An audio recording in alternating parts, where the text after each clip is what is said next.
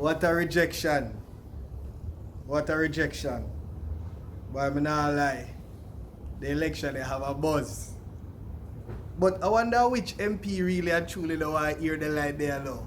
Jeez and peas.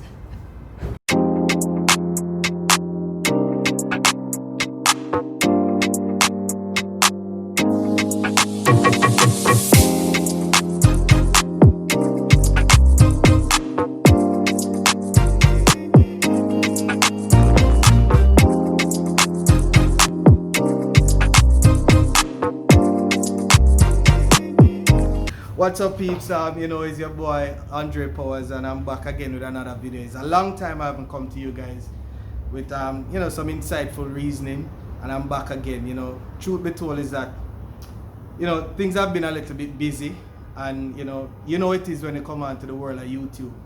You have to put together time and commitment, but nonetheless I'm here again, and basically on the day after the general election. So yes, today I'm recording this. It would have been the day after the general elections and so on.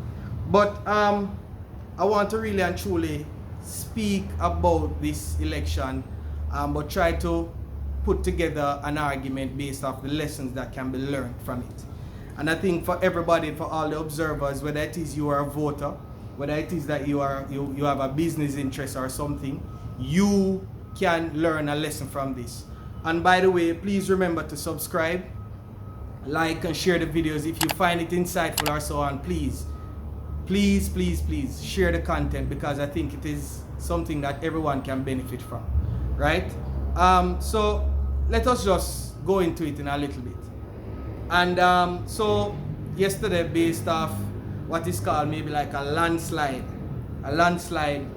victory, the Jamaica Labour Party won the general elections, and of course making it maybe the second time in history, or maybe the first time since maybe 1967 thereabout, that they have consecutively won a general election, which is a good milestone.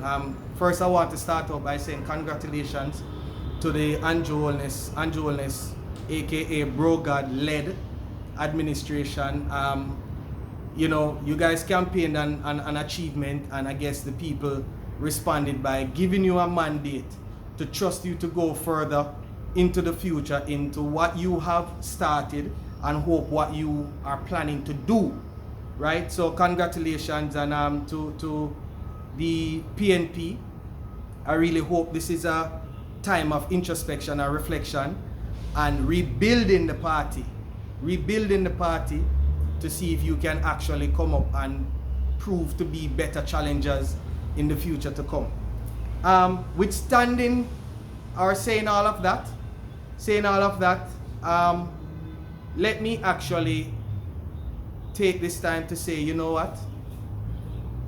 It is a lesson that was taught, and I'm hoping that it is a lesson that has been learned, right? And I'm going to take it from the standpoint of trying to put forward the lesson that was learned out of it, in my opinion, and which I think a lot of us as young people, right, can get from this election, is this whole idea of self, the self-concept, right? The self-concept. And before I get into my whole reasoning, let me just try to give a definition as to what the self-concept is. So it is really and truly a term that is used to describe one's awareness of themselves, how you evaluate yourself, how you perceive yourself, how you perceive your abilities, right? And all the tenets that you put into that perception or awareness of self. So what do I mean by the whole self-concept, and trying to use this as the lesson that was learned from the whole entire election process? All right, so let me put it this way. It is all good and well that you can project all of the tenets of self that would really and truly position you as a better human being. So it's good to be self-aware. It's good to have good self-motivation. It's good to have good self-actualization. It is good to have self-love. But all of these things at the end of the day, really and truly, yes, it benefits you as an individual, but once you start to project and become overzealous in self, that it starts to affect or impact the persons around you, then it's becoming a problem. So let me state the claim. Nothing is wrong with the whole idea of self-awareness, self-motivation, self-love and all of that. It's all good. All I'm simply saying, just like any medication that you take, it's good to fix or to remedy a certain problem, but once you take too much, it becomes dangerous. It's the same thing. You have to strike a balance, especially in an environment that requires teamwork. Teamwork. And this is where the PNP has fallen down. This is where the PNP has fallen down. Now, you'd have been hearing the rhetoric that, you know, one of the major causes, as a matter of fact, one of the party's vice president came out after the announcement of the result and came out and spoke about it emphatically, saying that really one of the reasons for the big loss was the fact that the party is disorganized and there's a level of disunity in the party. Now, I have to laud Minister Paulwell for coming up with that confession, right? And that acceptance to know that they have nobody else to blame but themselves. Nobody else to blame but themselves. And let us get into it a little bit of a political history. Let us look at it. First things first, the PNP has always built themselves as a machinery or an option for the people.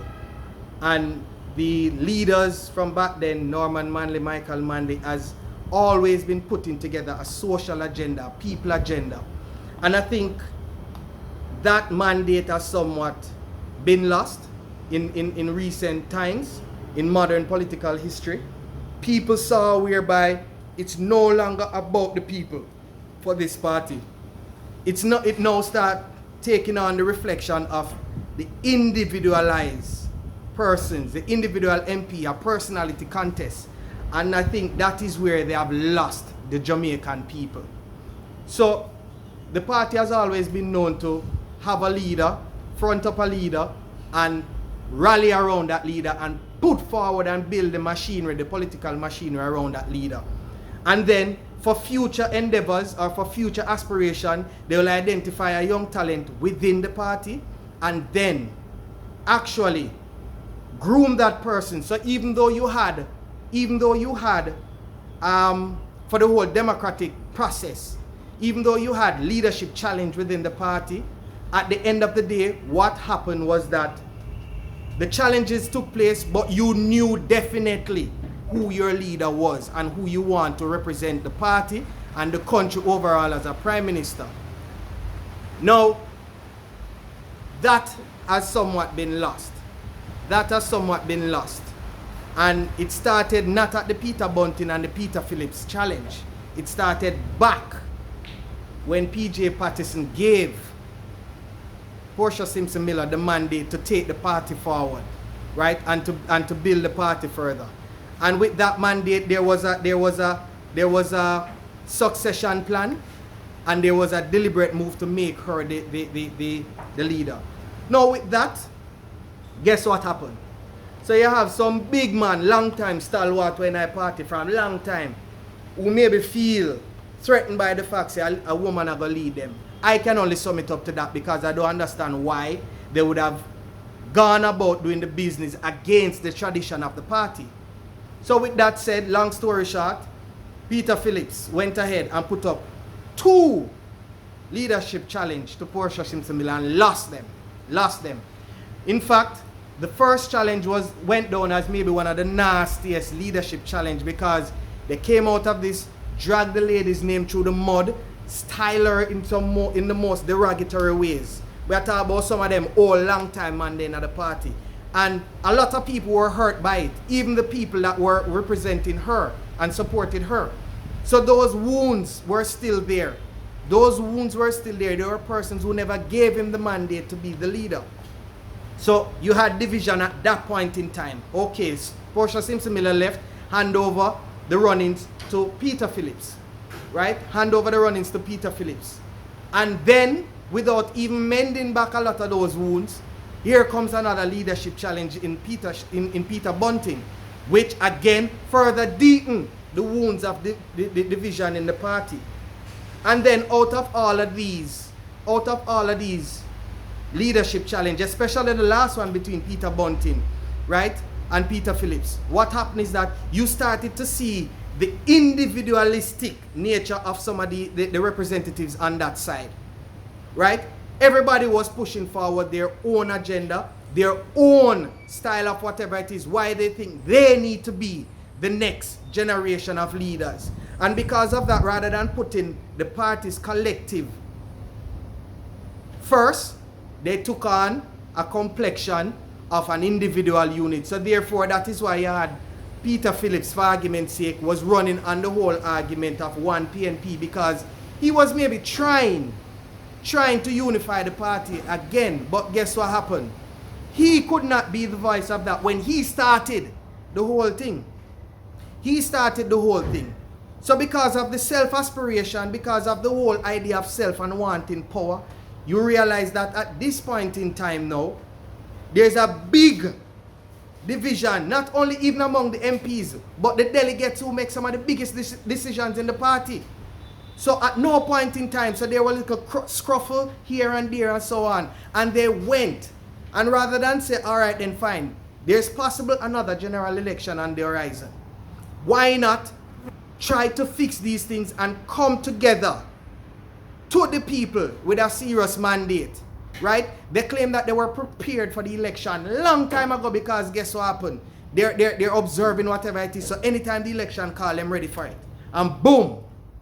Even so be the case, it just took them maybe a couple weeks, maybe 2-3 weeks before the election, before they start trying to talk about their manifesto. So again, the same dub plate where you hear me complain about and talk about. You see why me think all of them something that was rubbish?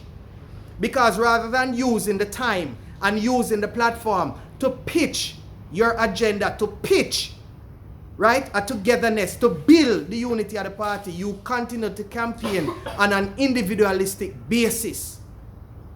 You continue to campaign on an individualistic basis, a basis of division, and now this is the result. Now this is the result. This is the result. Right? An emphatic victory on the part of the JLP, and rightly deserved. Because guess what happened? The PNP never provided an option. Never provided a sturdy option. Right? Because there was no sense of leadership. Peter Phillips in his own right, he was like, I don't know. I could not look at him to be a leader, in my opinion. Right? In my opinion. He seemed to have not had control over the party and the people within the party. Mind you, let me tell you this, and understand my argument. He is a good minister. He has managed to do well in every single portfolio that he has held through his political career. But as a leader, he failed. Right? As a leader, he failed. And because of that, this is what happened. So outside of his winning his constituency, this man has really never won an election outside of winning his constituency. I'm talking about a leadership election. The only one that he has won is the one with Peter Bunting the other day. And I know some persons might agree. By the way, you don't have to agree with me, because history proves it. This man has gone down as one of the worst leaders of the PNP. And ultimately, because he is the only PNP president that has never been prime minister. Never been prime minister. Look at that. That is a heavy load and a heavy burden to bear. So I can't wrong him if he resign. Now, Peter Phillips, you were basically the architect and the author of your leadership legacy. Your legacy as a leader. Right? You have done that the very minute when you started to put up a leadership challenge against the person that was mandated to take your party forward. That is from back in 2006 when you put up that challenge with Portia Simpson Miller. And because of that, you have never been able, from 2006 and now it's 2020, 14 years, and in none of the 14 years you gave anybody an aspiration to say you are a good leader. You're a very good minister, but where leadership is concerned, that's not you. Right? So yes, history will have you as a very good minister, and that you would have presided over a 4 years that has really, brought the country through some serious constraint brought on by the IMF. But I can tell you this, your legacy as a leader, it's going to be really, really poor and telling. Now, so that is where I think the entire concept of self, whenever you make the idea of self-belief, that belief system of self and all self-importance take you outside of the realm of working as a team, because the division that you went to the polls with caused your party to lose in such a dismal manner. Right? You have allowed the rhetoric to change. In that, one time when I was growing up, and even in recent times, people will tell you that Jamaica a PNP country. Now you look at the map after the results were counted, and the entire country look like you cook one pot of callaloo with couple strings of carrot to add a little color. That is how it look. Pure green with like a pinch of orange here and there.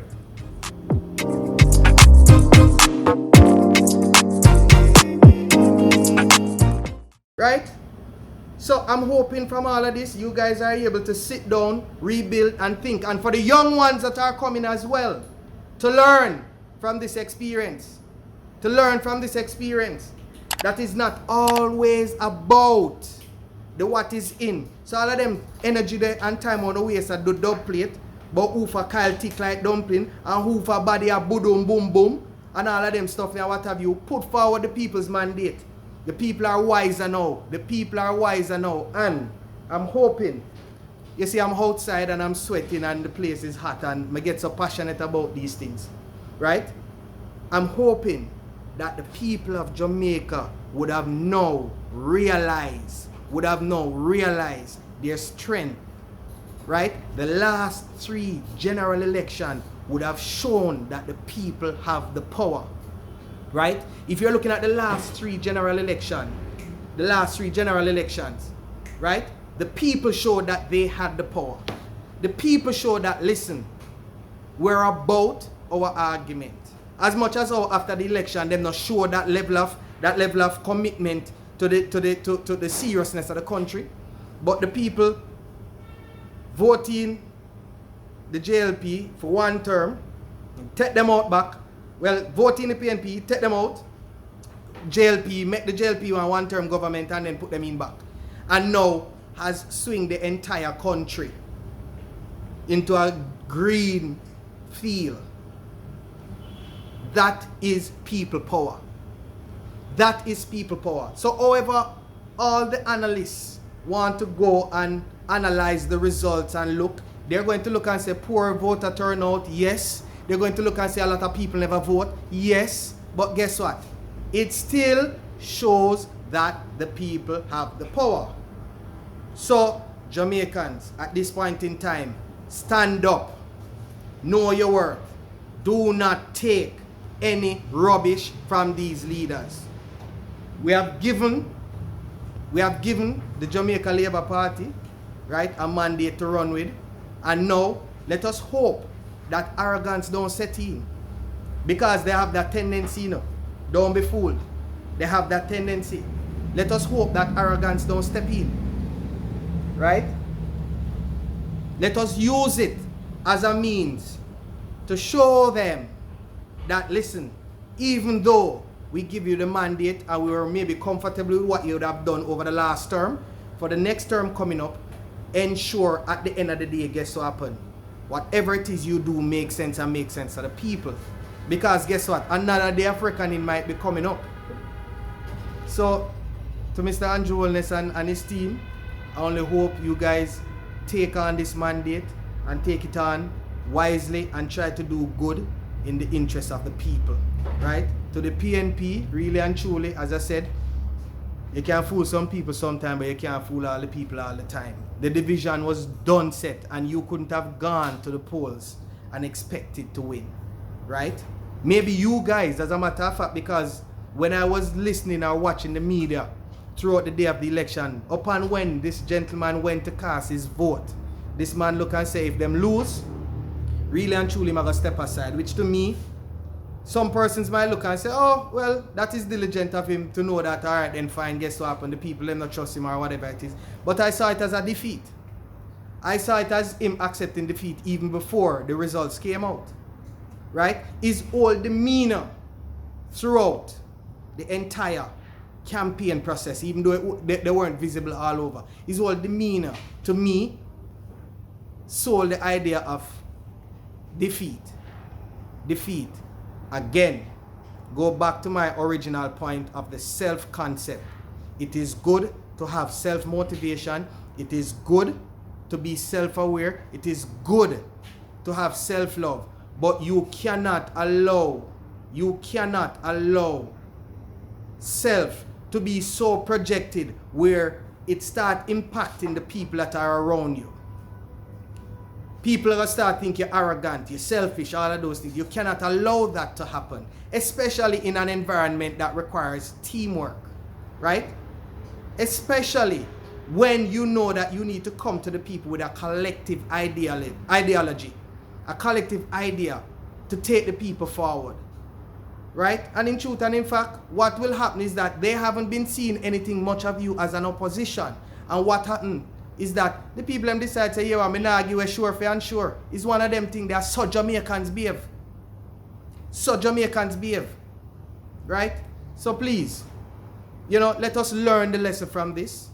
Let us understand the importance of involvement and inclusion.